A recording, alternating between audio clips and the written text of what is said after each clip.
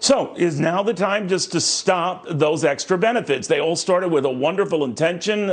Things were pretty bad a few months ago, and it looked like they could linger a while. That is hardly the case right now. So let's get right to it. We've got Kathryn Rooney Vera, the Bolsa Capital Markets Chief Strategist. Kathryn, one of the things I have noticed is that with these benefits all combined, that is stimulus payments and the state unemployment, and then the added federal benefit of $300, it is the equivalent of around $21 to $22 an hour.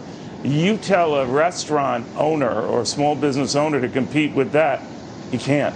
And that's the problem. No, he won't compete with that. And if he or she does try to compete with that, what they'll end up doing is cutting back their employees' hours. And I'll address Jenna's point. I think it's not the role of the government to compensate American workers for their hard work. It's the government's job to stay out of the way of private enterprise so that they can, produce enough revenue to continue to hire workers. In this case, just to put numbers on it as an economist, I like to do that, Neil. We're back to pre-pandemic levels in terms of job openings. There are 7.4 million jobs available right now in the U.S. economy. Last month, only 266,000 of those jobs were filled. And that's not just because people are still concerned about the pandemic.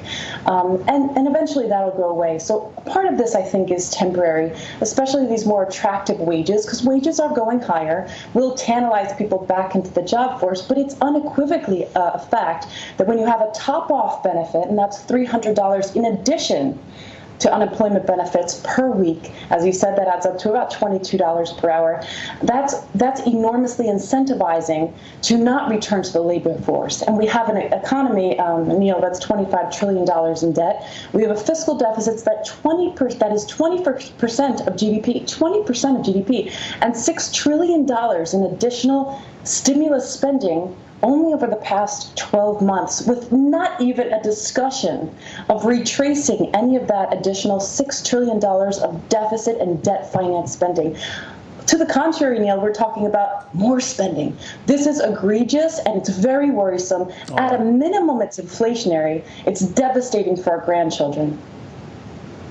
All right. Well, it's a debate for the future, I guess, and I want to thank you all for that. No debating what could happen this weekend and make it all a moot point. A rocket could fall on our heads and end it all.